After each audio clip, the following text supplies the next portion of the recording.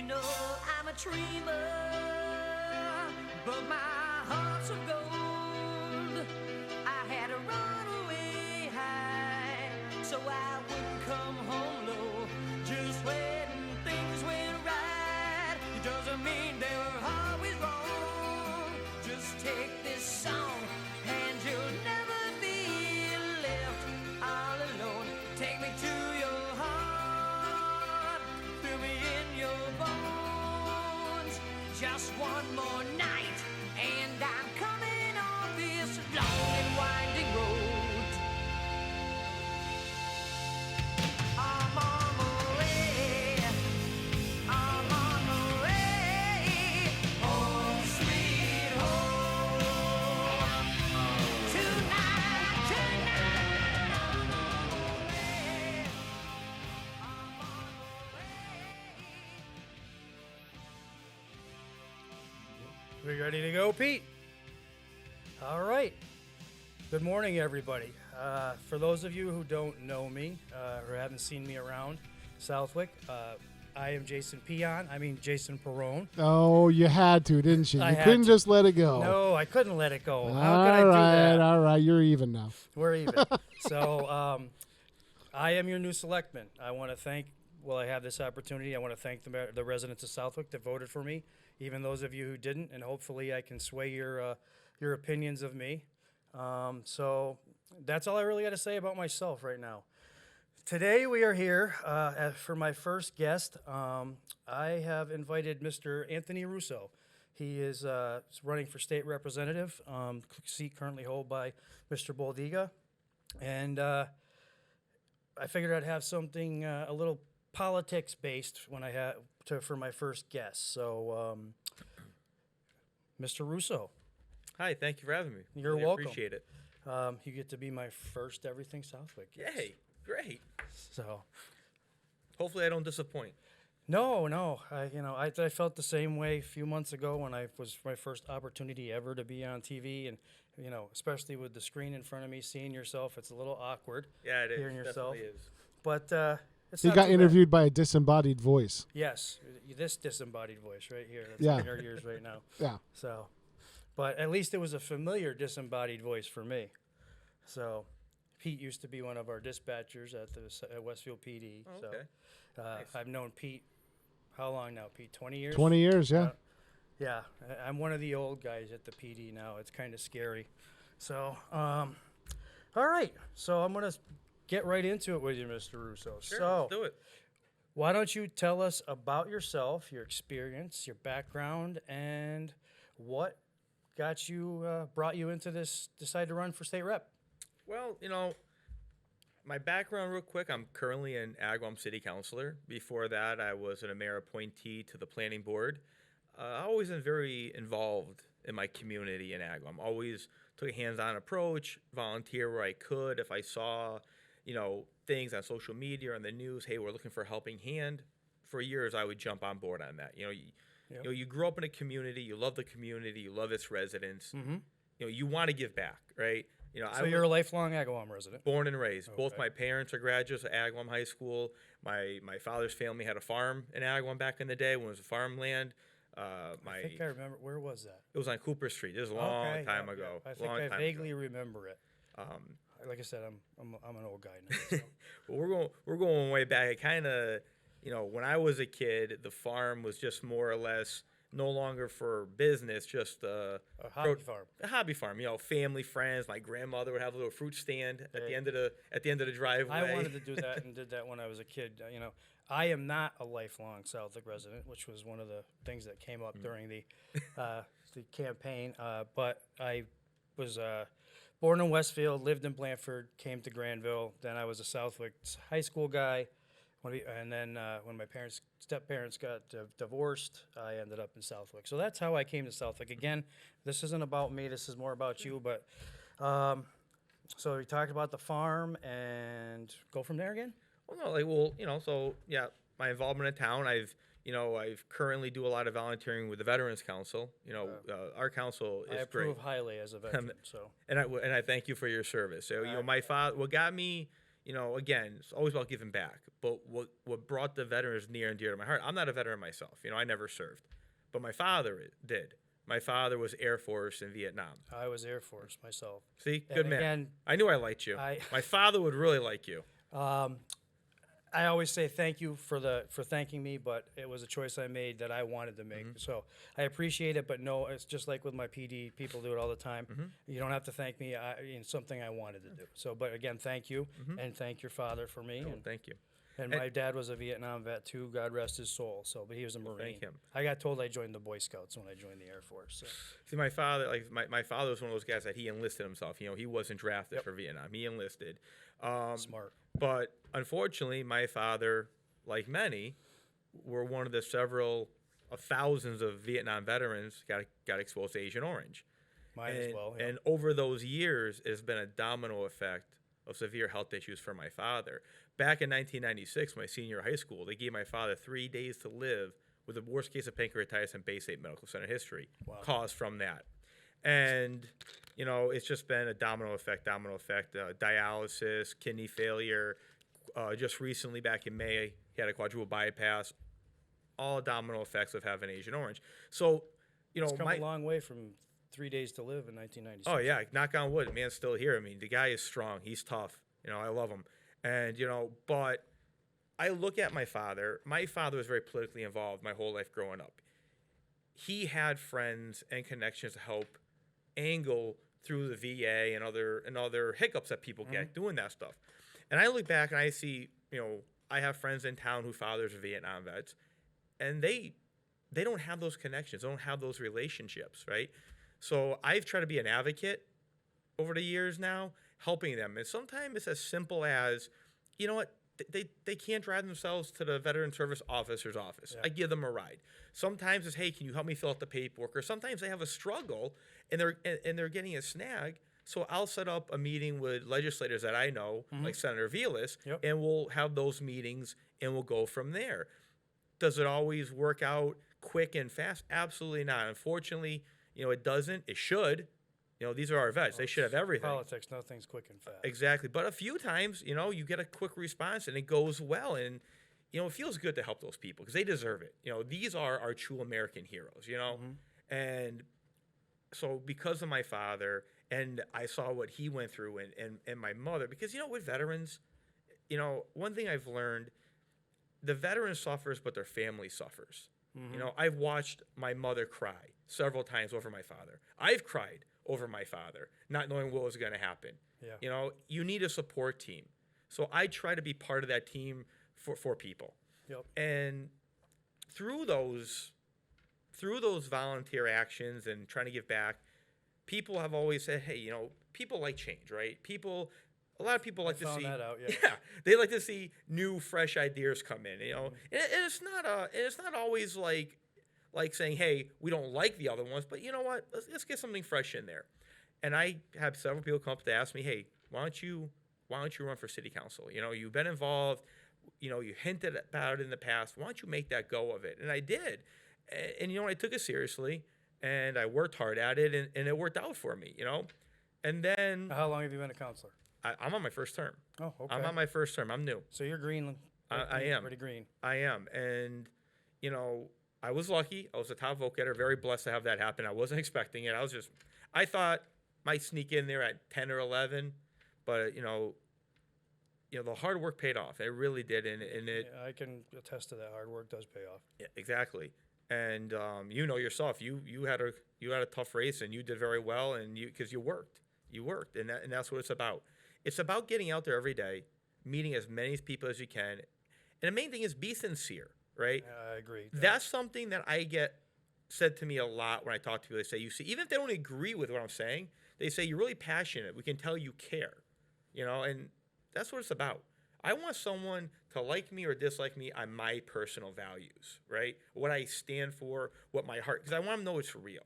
And I've been very lucky with that. And then as the way I've been a city councilor, always being the one holding office hours, the one going to every event and walking around, introduce myself to people, and hey, what are your thoughts? What are your concerns for Agawam? Those are some of the questions that I'm going to bring up to you. Perfect, thank you. So, one of the questions I have for you brought up based on your personal opinions. Okay, so you're running for a district with Southwick in it. I which am. Was I believe there's an article in the paper that we were called the reddest of red in the bluest of blue states. So as a Democrat, what are you going to do to convince people in Southwick that you're not one of those people, like I was called? Well, my thing is I'm a centrist, right? I get it. When you're in politics, you pick a party. You have a party. No, you don't. True. Okay. True. You're an independent. You're true. Very true. You don't have to. But. True. But, parties can change, but the people don't have to change with it. I joined the Democratic Party in 1995 when I turned 18 years old, right? I came from a union family. I grew up, my father was a vet. My father was a part-time agawam cop and owned Western Mass Constable Service. We're very pro-police, pro-law family. And you see a trend. I bring that up because you see what the trend is lately, when you see the defund the police stuff. And, that's something I would never support and never could support. And people think I did because I'm a Democrat. I'm like, I don't care what word or letters next to my name. My core values don't change because my party changes their values, right? So I always say I'm a centrist. I look at the person, I look at the policy, I look at the idea. Is it good for the people that I care about? Is it good for my family? Is it good for who I represent? If it's a good thing for my family and it comes from a Democrat, great. If it comes from a Republican, great. I'm going to support it. I agree. I don't. Party politics can be funny, right? Because they want to loop everyone to that one basket of a party, and there's so many different, especially in today's politics.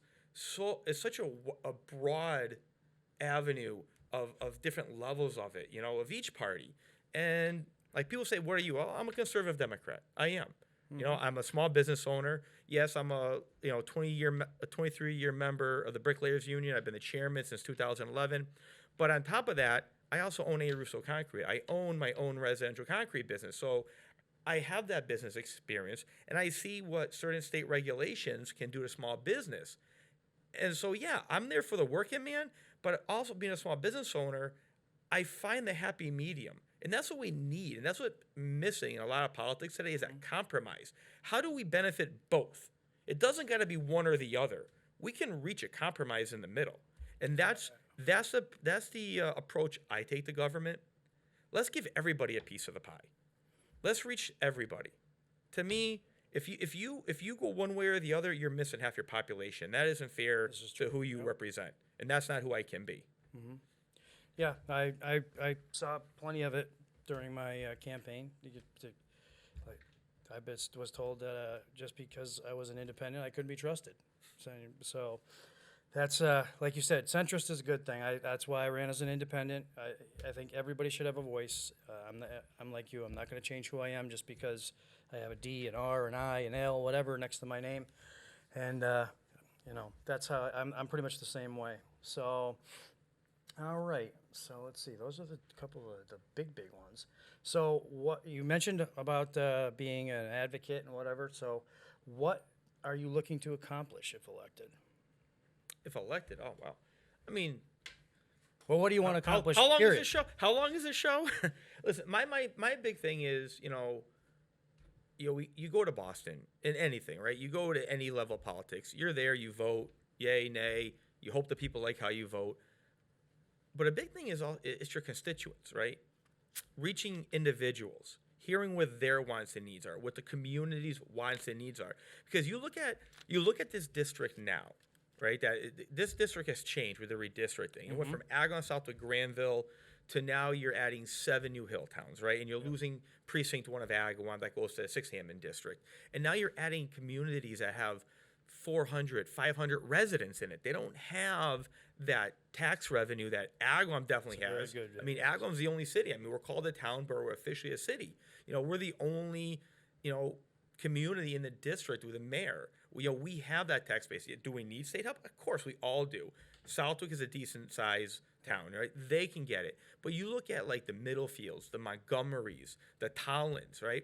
they need help from their legislators. They need funds. And it could be something as simple as getting a new police cruiser or some supplies for the fire department, supplies for the police department, So it's really my main goal, right? Because, I want to vote the way people want me to vote. My main goal is to bring resources and funds back to the communities where they need it, And as I've been going around the district, that's the big thing I've been hearing. We need help. We need help. We're a small community. Yes. We need help. And that's what I want to do. I want to make my priority being in all 10 communities regularly, getting to know them, not just the community leaders like the town administrators and the select boards. Yes, I want to meet with them. I want to know what their wants and needs are, but I also want to go there. I'm that kind of guy. I look at events like a fair or a concert or a harvest fair as not just a day of enjoyment, but as a day to put yourself out there, give those people the opportunity to walk up to you, or I'll walk up to them, introduce myself, and you have a conversation. What are your individual needs? What do you want in your community? And if you get enough people saying the same thing, you know what your goals are now. I use these events in Agawam, and I've always gone to them, even before I got into office, just because I enjoy, I'm a people person. Yep. I like using those events that be, hey, listen, I'm your elected official, but I also want to be your friend. And I want them to have that feeling because I want them to come up to me and say, we need X, Y, and Z. But I also want them to feel comfortable to come up to me, not to just say, hey, great job, I like what you did, but be like, hey, I don't agree with that. Why'd you do it? And you know what? I can have a one-on-one conversation with them face-to-face and explain why. And maybe they'll get information they didn't know. I'm like, oh, I didn't know that. Good idea. Okay, I support it. Or maybe like, well, I'm sorry. I hear where you're coming from, but I still don't agree with it. Well, good. I know where you stand. I know what your needs and wants are. As an elected official, it's your job to represent the people in your district, right? That's the priority. I've always been that person. I said, if I'm a city councilor and there's a vote coming up and I get phone calls that overwhelmingly want me to do something opposite what I think is right, I got to do what they want. I got to do it because they put me there.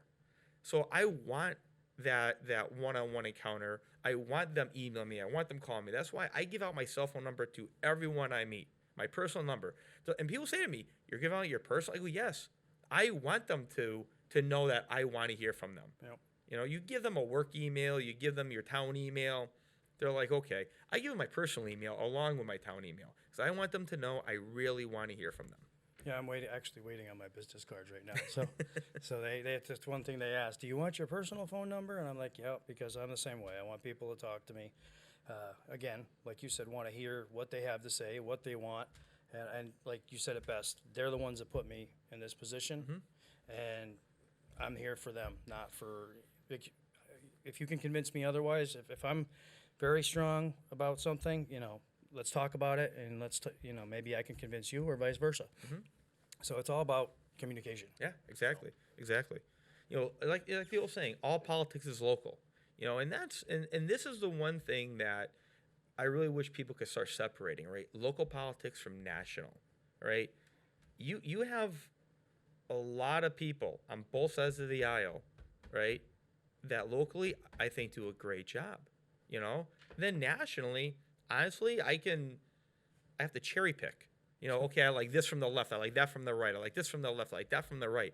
Nationally, I don't see a platform I can fully get behind, right? And that's what I really hope people do. At this level, they look at the person, because we're not Congress, we're not the U.S. Senate, we're not your president. We are the guys that you can run into in the grocery store. You can run into us at the ball game, at the high school baseball game or football game, like, hey, let's talk. Just because we have an R or a D next to our name, we're your local friends. We want to get to know you. We want to do what's best for the community. So I'm really hoping people will get to know me, because you bring up how Southwick is considered one of the reddest states. Yeah. Yep. I'm sorry, one of the reddest towns in the state. And I'm like, yeah, you're right. And you know what's funny? When I actually meet a lot of them, and they're Republicans, and like, ooh, you're a Democrat?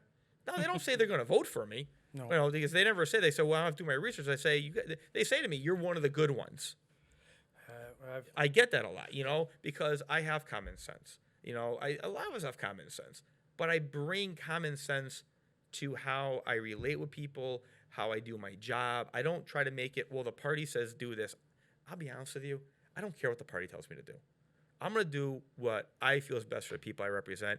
That's how I'm a city councilor. That's how I've done everything in my life. That's the way I was when I was a union steward on the jobs, right? Yeah, union had rules, but I knew sometimes those rules, it's not really fair. You gotta work with the employer. You gotta give them a little something, but make sure your men are protected. Yes. And I did that, and it worked out well. With my business, you find a happy medium. People are struggling. I've done a lot of charity stuff. So, even with my business, I'm like, you know what? People are struggling right now. I still want to keep my business going. Where can I cut a few corners here and there to maybe lower my price a little bit for these people in these times? Yep. And it kept me going when times were tough. It kept my business going busy. And and I'll be honest with you, I'm going to say this for the record because people are going to wonder, well, what are you going to do? If you get this is a full-time position. So, yeah. I heard the same thing. Yeah. I am, if I'm lucky enough to be the state representative for 3rd Hamden District, this will be my full-time job. It will be state rep. I will still be a member of my union. I will not be a working member of my union. I will not be on job sites. I will still pay my union dues, so I get my pension when I retire, of course. I will dissolve a Russo concrete because it was always a side business. That was just a part-time thing for me. Yep. This is my priority. The people of the 3rd Hamden District are going to be my priority. Wow. Interesting.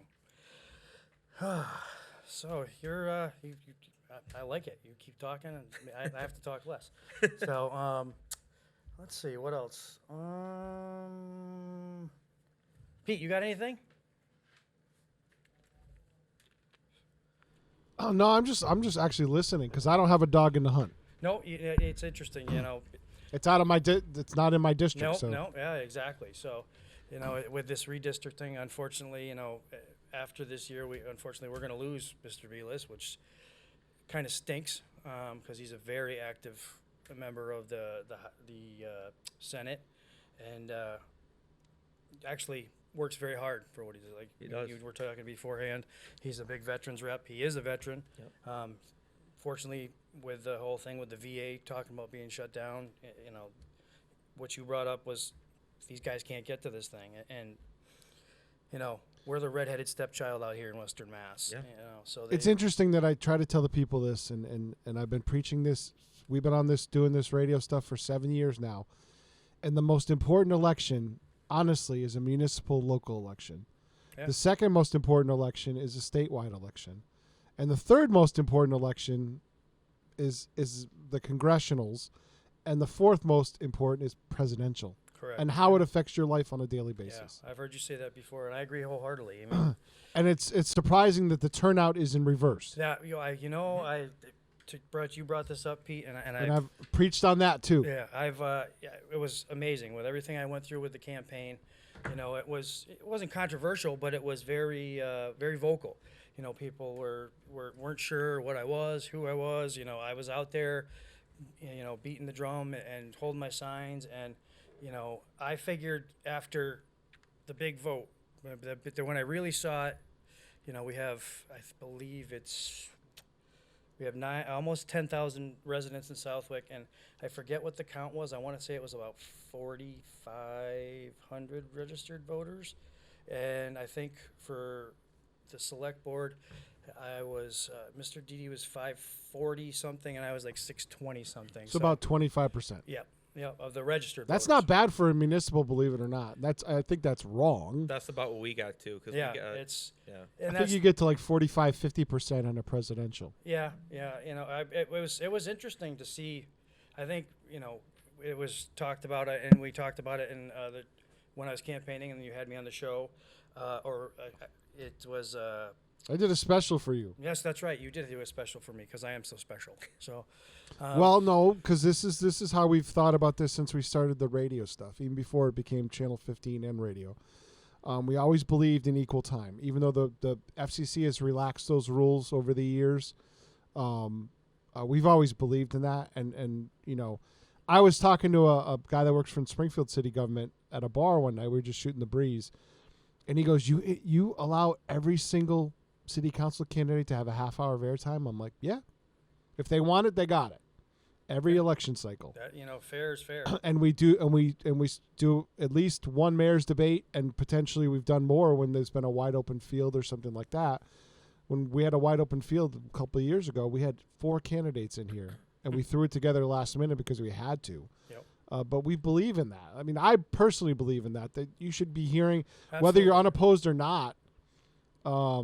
People should hear from you. You can't absolutely. can't just kind of go along and just run along with that kind of stuff. So, And in fairness, I did. and reach our out door's to, always open too. I did reach out to Mr. Boldiga. I didn't hear back from him, and as you and I talked about, I left a message at his office and whatnot. And but as you and I talked prior to the show, I'm more than willing to come back if Mr. Boldiga gets back to me and wants to, or there's the opportunity to maybe go on with Mr. Fox or Mr. Moglin. If you guys wanted to set up a debate, I would host that too. I did. I'm okay with that. Yeah. If Nick wants to debate, and That'd be great. I can set it up with Les Tingley over in Agawam. We work very well together. That it could air simultaneously in both places at the exact same time. That'd be great. We already have that pathway. Those pathways are set up. Yes, Pete is a very resourceful media relations, communications, IT, everything guy. So Well, and we've also decided amongst Agawam, Southwick, and myself that we need to work together to share programming because we're all just single person departments. yes, And you can't survive with just one person running the deal. So we share stuff. I mean, Les does the producing part of Senator John Violas's Beacon Hill to the 413. I do the production in here, and then Kenny helps with the production and editing, and Les does the editing. So we work together as the three of us to make that show happen. cool.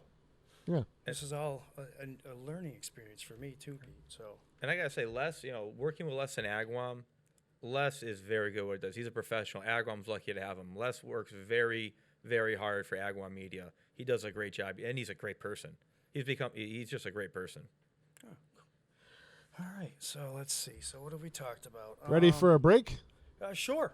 We'll take a quick break. Why not? All right. Donut shops of Westfield and the Sardinia family. It's nice to know that even as the world changes, Dunkin' Coffee remains the same at 7 convenient locations throughout Westfield. Join us every Thursday morning. From 6 until at least 7:30. Check out the Bobby G and Company Show. Right here on WSKB 89.5. Community Radio. 89.5 WSKB. Live from Studio 120 at Westfield Technical Academy, this is WCPC Channel 15 and 89.5 FM, WSKB Westfield. We back, Pete? Yes, we are. Awesome.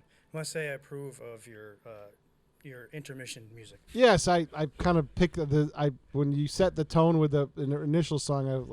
I'll pick in that vein. I told everybody part of my campaign was I got to run about change. I know, you guys have been using Bruce Springsteen in my hometown, so I had to come up with a home-based song, and I'm going to admit I'm kind of a metalhead, so. That's fine. But so I have an extensive library. Not that Motley Crue is really metal in this day and age, but they are, they're Motley Crue. So, but all right, so we are back with Mr. Russo. So we got a few more questions with him, and then we'll go into some of the Southwick stuff that we've got going on. So, do you prefer Anthony, Tony? I didn't ask you that when we first met. It's funny. I always went by both. It was always 50-50 in my family. My father's side all called me Tony, and my mother's side all called me Anthony because I'm named after my grandfather, and they called him Tony. So really, it's a coin flip. I get called a lot of things, especially in my line of work. Well, you can go with Tony. Make it more informal. Perfect. All right, Tony. So you brought up some of the challenges that the towns in the new district lines are going to be facing. I actually am pretty decent friends with one of the new Blandford selectmen, Jeff Allen, and I know he spoke with you a little bit. So what do you think we can do to get Boston to recognize us a little bit more out here? And, one of the things that me and him have been talking about is, especially now with POST, the Police Officer Standardization and Training, they have changed the rules with the Reserve Academy. There is no more Reserve Academy. Which I have a big problem with. I do too, Pete. Because it cripples almost every department in the state except for Boston. It's even not crippling us, but, we've had... but a lot of community service events that you used to be able to do, you can't. They're not going to cost money. Unfortunately, they're the sponsors. Or you just can't do them. Exactly. We don't have the auxiliary guys that, enjoy just being out there for the community. I mean, we all enjoy, I got into police work because I genuinely wanted to help people. To me, it's not about arrests and all that other stuff. Just like politics isn't about, well, this is better for me or better for you or whatever. It's about what's best for the town. That's what I've said from the beginning, and I truly believe that. So again, going back to the post thing, when you get down there, if you get you down there, we do need to talk about that. Like Pete said, these regulations. I hate to be this way, but all this is feel-good legislation. Yeah. We all did this before as police officers. We never chokeholds are never authorized. All the stuff that they've bandied about and made a big deal about, and then it was all about certain politicians saying, "Look what I've done." So, and all they've done now is made life very, very difficult, especially out here in Western Mass, because we don't have numerous departments are not full time, and this has completely hamstrung everyone. So, what do you think about how do we change things like that? Well, unfortunately, the police reform bill passed. Unfortunately, Without much police input, exactly, law exactly. enforcement And input. I'll be honest with you to touch on that real quick. Because that's a common question I get. How would you have voted if you were there then? I wouldn't have supported that bill. Because even a lot of police officers I've talked to, because I got a lot of friends who are police officers. Like I told you, my father was a part-timer in Agawam, and he owns Western Mass Constable Service, which is a badge-carrying officer. And so you have these conversations, and it's like, listen, we get it. We need change here and there, but it's how you get change, right? To me, just being common sense, an outsider at this point, I wasn't even an elected official when this happened. I'm like, okay, well, what do? You got an issue. You bring both sides to the table. You bring communities leaders from those areas. You bring community leaders from those areas, people from the NAACP, stuff like that.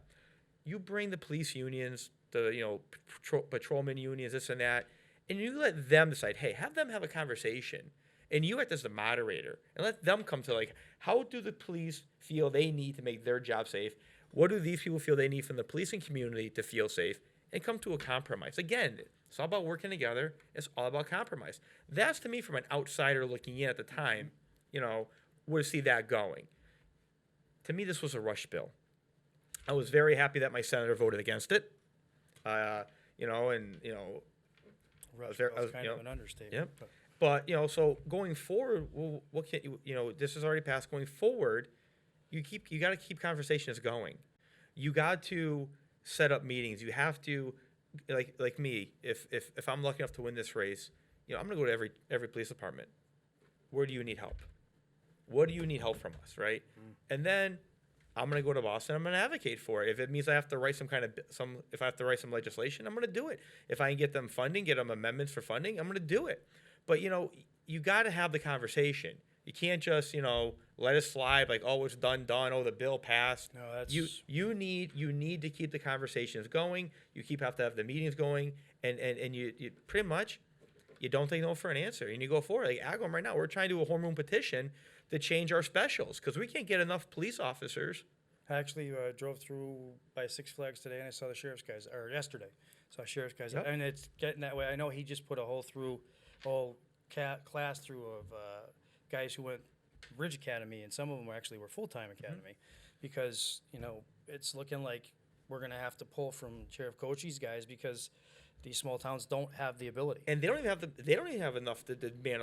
I'll tell you why I say that. So I was lucky enough a couple weeks ago. I did a ride along. I did a whole shift with a sergeant in Agawam. Well, not the whole shift. It was from 4 to midnight. I did from 5 to midnight. Unfortunately, I had a meeting. I couldn't get there right at 4. But part of that was watching him do the list for all the road jobs coming up in Agawam the next day. And he's calling cops in Agawam, trying to get them to get onto it. And then he's calling the sheriff's department, and the sheriff's like, oh, we can give you this amount. So now you're trying to figure out how we're going to man all these road jobs going on, right? So we have this home rule petition going that started way before I ever got on the council by 2 of our current city councilors, Dino Mercadante and Anthony Safridi. And it really make it easier for us to get people out there to do it, to man the jobs. A lot of Italian names in Agawam. Few. There's a few. Yeah, oh yeah. There's a few. But Anthony Safridi, the city councilor, he's also a part-time, Holyoke PD. Yep. So he understands what they're going through. He understands these conflicts, and we're still waiting on that to hopefully go through. Yeah, it's difficult. Like Pete said, we don't have some of these community functions that you love to go to and we like to go to. Southwick's always been an interesting. We need more cops. Absolutely. Unfortunately, Absolutely. it's a money issue. We don't have. We don't have the power plant. We don't have the stuff that Agawam does to draw with our industrial park small. They're trying to expand it a little bit. You know what? That's kind of been a bone of contention though too. You're trying to strike that. I've heard this throughout the years for Southwick, trying to strike that balance between commercial and residential. Yep. and people kind of want to keep it the bedroom community that is, but then they don't want to pay the taxes to go along with that. Like Long Meadow made a decision 50 years ago saying very little or no industrial in town, light commercial, but they pay huge taxes. That's a prime example of that is to just go over the line. My in-laws live in Torrington. Connecticut is insane. $47 a thousand compared to, Southwick is 17. We match.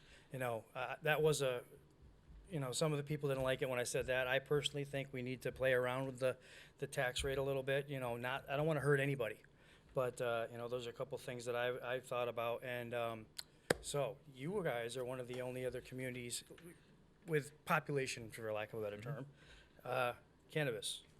That's a big one with everybody. How do you feel on that? Well, here's the thing. Again, you have your own personal opinion, and then you have what the town wants, right? So Agawam has voted. They don't want it. Correct. We made it a ballot question. They don't want it. To me, I'm a city councilor for those people. Yep. We made it fair. We made it a ballot question. And the way I see it, if these people, and if people are like, oh, well, you only had X amount percentage of town vote, well, you should have voted. That's why we have these ballot questions. Yeah. If you don't get to the polls and make your opinions heard, then you know what? You can't complain about the results. And I have to do what the people of Agawam wanted. They voted no cannabis shops in Agawam. So if that ever came to me, I'd be like, people spoke. Now me is here. This is my view of it, right? I never got into weed. Nope. Never really was that guy. Never tried. But, you look at it, it's legal in Mass. Legal in Connecticut. There's too. all this tax revenue coming in. Drives right right through Yep. every town in my And it's like, hey, so Agawam residents, they can go Northampton, they can go Spring, they go all over. So they're still going to get it if they want it. Still gonna, that's one of the So, arguments, yeah. so the thing is, would it be great tax revenue for Agawam? Absolutely. So because listen, when you're an elected official, there's also a business aspect. You have to keep your town sustainable, your city sustainable. It has to function. It has to run. You have to make choices that you hate making, and the people hate. But again, you see the books. You see where what's happening. You see what's happening with your infrastructure. You know what you need to get it sustainable. So even though it kills you to vote a certain way, you have to do it, else you can't go bankrupt. So, but with the weed, yes, it'd be great tax revenue. Would I like it for the money? Yes, I would. Absolutely. But I'm not a weed person. It's not like I want it. I'm not going to go there and buy it. No. But but the people spoke. Yep. The people spoke. So unless there's ever another ballot question and they overwhelmingly say yes, we change our mind, I'm sticking with the people. It's what they wanted. Because that's what I'm representing, Yeah, there's other issues when you vote for a taxing or a water bill or this or that. You don't have a choice. You see the numbers, you see the books, you see the reports. My very first meeting, I had to vote to raise the transfer station tickets. I actually turned to Mr. Fox and said, really? My first meeting, you're going to make me raise fees? So, but yes, I had to do that. And you're right. It's not something you want to do. But like, especially now, inflation. And one of the things we're seeing now is the budgets that have been set were based on numbers that have gone through the roof. Yeah. Fuel, energy, all that stuff have Everything. almost doubled in most Everything. cases. Sad. So even now we're trying to figure out where do we get that money from. And I agree with you on the cannabis thing. I asked around. I want it for the exact reason you said, the money. Westfield has the 2. During the COVID year, they brought in almost $500,000 in taxes, just the 1. I'm not sure where we are this year. I haven't looked into it. We do have a couple people that are that work for Cannabis Connection, that are numbers people, that are supporters of it. I'm more than willing to put, I actually am considering reaching out to folks, and I haven't learned all the ins and outs of it, but, I want to put it as an article on our warrant for the town meeting. And it was voted down 2018, I think it was, I think it was less than 10 votes. Some of my supporters said, oh, I was against it. I said, a lot of people are like, they hear marijuana in this day, and it's like they see Cheech and Chong, they see gangbangers, and I'm like, you need to go outside some of these places, and you go in them, they're the cleanest, most well-kept places, secure. So, I'm here to represent the voters, and if it doesn't happen, then it doesn't happen. Yeah. I'll tell you, on another end of that, when you say how it's not what people think it is, one of my best friends, right? His whole life he's had a sleeping issue. He's been on sleeping pills, this and that. He hates being on sleeping pills. Doctor tried, hey, try this gummy. It's for sleeping. You don't take it during the day. You don't do this and that. And he goes, I don't take pills anymore, and I sleep good from this gummy, right? Now, again, it's not me. It's not what I want. But I do see the medical benefit for some people, absolutely. And listen, it's legal in Massachusetts. But, again, I represent a community that voted it down. I respect their wishes. So I'm going to keep saying, no, we can't come into Agawam because the people don't want it. Yep. They spoke. And, but what I really, going back to, like, if, people who are complaining but didn't even vote on it, I really want people to get more involved. This is something I pushed when I ran for council, right? It's actually something that's going to come up in my Southwick stuff. This is something I pushed hard. When I ran for city council, I pleaded in my newspaper articles, in my mailers, get involved, reach out, be an advocate for what you want. We can't read your minds. Come to the meetings, speak at Citizen Speak Time, email us, call us, be your voice. It's easy to complain after the fact, after the vote's made. Facebook makes it easy. Exactly, exactly. But where are you before the vote? We have workshops, right? We have workshops discussing why we're doing what we're doing. We have workshops where you can see where the money's going, where we spent the money we had, and the inflation cost of things to try to justify why it's happening. Well, people don't watch that. And I really want them to. I want them to understand why we do. If you still disagree, fine, that's your right. But get the information. My whole goal is I want someone to like or hate something because they know all the facts. Not because they hear a talking point, not because their neighbor didn't like it and told them their opinion. Get the facts. And after the facts, you don't like it, God bless you, that's your God-given right. Yep. But hopefully you have an understanding. Listen, I had to make votes on increases on a couple things. Killed me. Hated it. I got just under an acre of land I got of water, right? You talk about the water bill going up, right? I got just under an acre of land. I live by myself, right? I'm a construction guy, so I'm doing enough laundry to equal a family of 3 or 4 just for my work clothes. So my water bill, I see it. Like I told you, I didn't want to do this.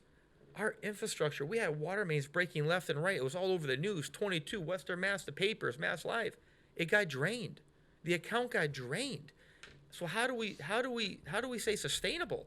How do we fix these things and then have money in case something else happens? These are tough votes. I want people to get involved to understand why and to speak up against if they don't like it, but ahead of the vote. Mm-hmm. You look at Agawam. Everyone's property values went up, right? Everyone's assessments went up.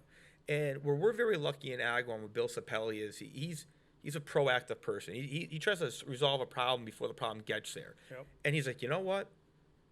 The assessments, these people's values are going to skyrocket. What can we do to ease that burden? Now, we don't have a say in that. We don't set the assessors go out and do it, but we don't say, hey, make it this and that. There's guidelines they got to follow. So he's like, we got to lower the tax rate.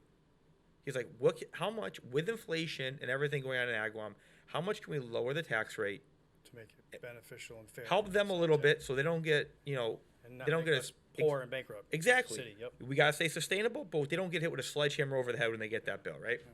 So this is before I got on the council. This vote actually happened a month before I got on the council. I was at the meeting. They let me sit there at the table with them, but I had no voter say in it. Mm-hmm. And their tax rate went down. And there's debate on what tax rate to do and why.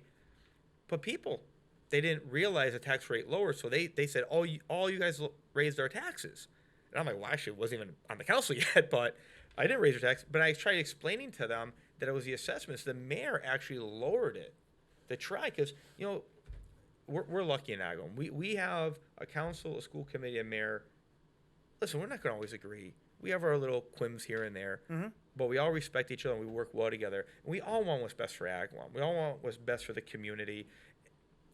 You're never going to make everybody happy. You know that. Everyone knows that. I don't care, you know, where you're Dealing elected. with that for 24 years Yeah. in my position. So, So, all right. So now I need to get to the Southwick stuff. So, any last words from you, Tony? you know, one, I'd like to thank you guys for having me here. This has been great. You know, this has been Glad my having you. this is my first time ever doing anything like this. It's actually fun. It was enjoyable. You know, I found that out when Peter called me on and let me have my own hour. I was surprised I was able to fill an hour. And the first thing I did when I got home is people watch it. I go, did I sound like a ding dong? I'm gonna do the same thing. I usually am a ding dong. But what I want to say is, you know, what I like to say before, you know, before we go into the Southwick stuff is, one, I want to thank you guys. I like to thank the viewers who's watching or listening to this. And I'd just like to say, you know what? Like I said earlier, all politics are local, right? At this level, I've always personally, I've looked at what the person brings to the table, what they want to do. Are they a worker? What's their work ethic? Do they care? What are their characteristics? Like me, I've been a worker my whole life. I grew up in a concrete, on my mother's side, they're all concrete finishers, right? I've been pouring concrete since I was a kid. I was always get in, work hard, get things done.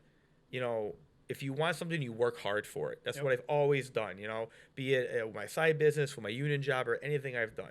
So I have that characteristic. I'm very confident on that. But the big thing that I think I bring to the table is one, you get sincerity. All right, it's not. I don't beat around the bush. I don't give you a political answer. I don't tell you what I think you want to hear. I'm that guy who's going to tell you is good or is bad and why.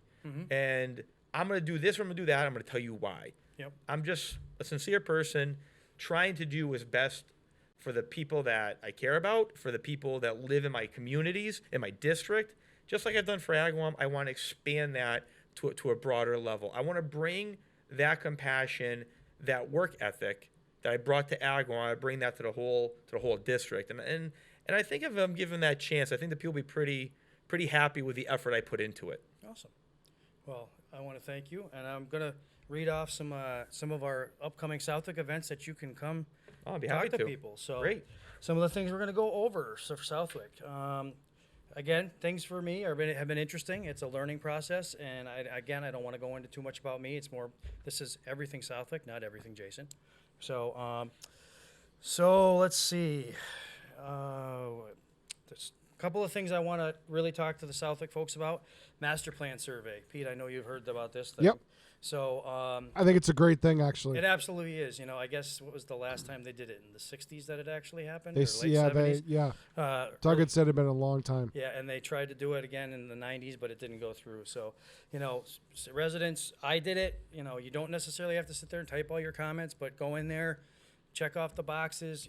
This is your opportunity to have a say for maybe your kids, your grandparents, depending on how old you are. You know, it'll probably affect me because it's master plan.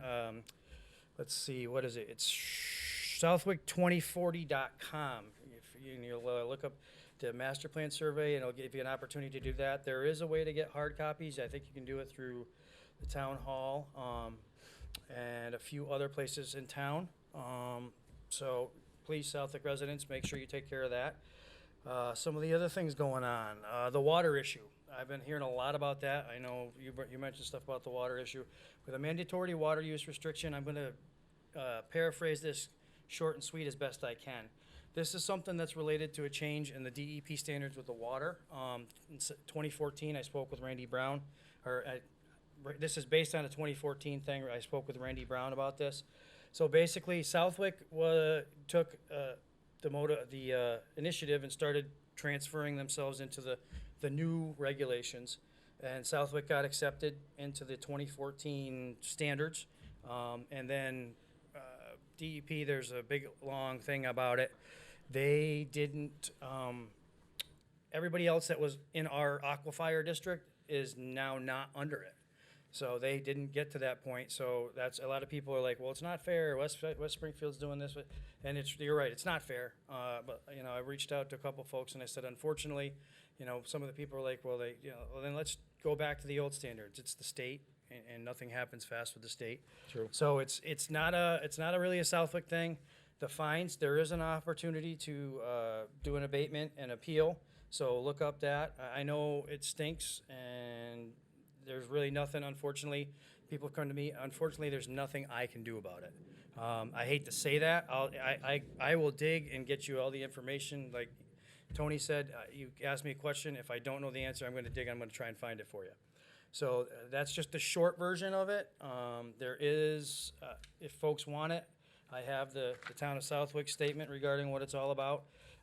And you can also go on the Mass DEP, look up the towns, and get a little bit more information. But it's typical government blibber blabber, so that you can't quite understand everything. So so let's see, other things going on. The Rotary concerts every Wednesday night until I believe it's the end of this month. They do free concerts. The Rotary puts them on at Wally Park. So if you get the opportunity, come on out to those. At 6 o'clock they do them. Couple things going on are with Congamon, the lake issues. The E. coli in South Pond is through the roof. I actually just read it in the paper.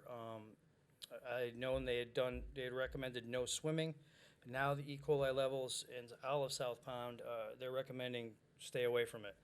I know it's probably not going to happen, but the E. coli levels are high. It's based a combination of the very high temperatures, the low water flow, the canal and everything gets kind of filled in over the years, and there is some plans to be, Mr. Grenels on Lake Management did some hard work, and there's some grants coming that they're going to be dredging out the canal somewhere down the line. In regards to the lake, Citizens Restoring Congamon are going to be having their CRC golf tournament on the 17th of September. You can go on there and you can donate. You can do the golf, which I think is $100 for golf and the dinner, or you can just do the dinner for $35. You can also sponsor holes, stuff like that. We have the police golf tournament that just got announced the other day on Facebook. That's on October 10th. And Tony brought it up, boards and commissions. There's been some talk about that, and I know there's been some hubbub, controversy over the last couple of years. Mr. Moglen says it all the time. We need people to come on out. Take a look at those boards. Find something that interests you, or if you really want to get more involved. I did this the hard way. I jumped right into the select board right from the beginning. So actually, I'm kind of stepping backwards and learning the rest of it now, as well as this job. So it's been quite interesting. But get on out there, come to the meetings, get informed. Other things we got going on recently now at the Grind, which is the coffee shop in the center of town, was the old church on Southwick Hill, which has now been renamed to Railroad Hill, or I got to look at it, but they just renamed it because of the connection with the depot condominiums. So they have a car cruising show every Mondays, 5 to dusk. At Malicious, they also have those going on as well, Wednesdays, starting at 5 o'clock. And the VFW is also doing some cruise nights. Mr. Frank Grillo, who actually is my soon-to-be brother-in-law's father, purchased the old VFW, and he's doing some car shows, 8/27, 9/10, and 9/24. He'll be doing some cruise nights there. And that we're wrapping up on my hour. So I'm glad I was able to give you the opportunity. Thanks for having me. Appreciate it. If Mr. Bull, I reached out to Mr. Boldiga, and I will be back if he wants me to come back. However he wants to do this, we want to be fair, like Peter said. It's all about fair and compromise and all that good stuff. Yep. So Absolutely. so that's about it, Pete. We got anything else? You got anything you've been hearing in the news or that's come up, in Mr. Didi shows or anybody else's? No, events? nothing really. Everybody's kind of doing their thing right now. Yep. And actually, that's great for Southwick because the more information that gets out there is better for everybody involved.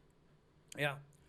So hopefully, we'll see how the elections go, whether it's Mr. Russo, Mr. Boldiga, things will start making some progress here, and especially with this inflation, things are starting to go down. Maybe things will get a little bit better that way. But that's about it for me. I don't have too much more to say other than, again, I want to thank the residents of Southwick for voting me into this office. It's going to be an interesting remaining 2 years and 10 months or so. I'm going to try and do the best for you guys that I possibly can. And as Tony said, if you have a question, come on out. Come see me, come to the select board meeting, pull me aside at the end if we don't go into executive session. My phone number I'm going to give it to you right now, 413-454-3269. J. Perrone at southwickma.org is my email. So anything you have to ask, and I will come to you. It's a little difficult. I do have a full-time job. That's been an interesting learning how to do that balancing and juggling act. Like you said, I would love to be I did in warn everything. you. Yes, you did. Yeah, you did. So did everybody else. That is a struggle. Yes, and they asked me if I was also insane as well. But those who know me would probably say yes. But so That's it. You're wrapped up. that's it. Pete, I want to thank you, and I'll see you back here in Couple of months. right after the elections in November. Yep, couple of months. We'll see how it goes. Hey, thanks for Tony, having me. Thank you Appreciate for coming. it.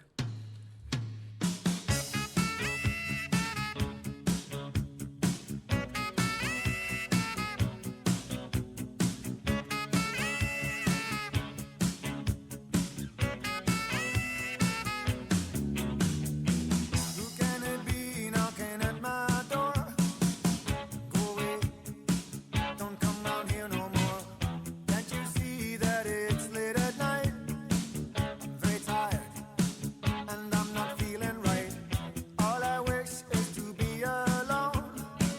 Stay away, don't you invade my home. Best off if you hang outside.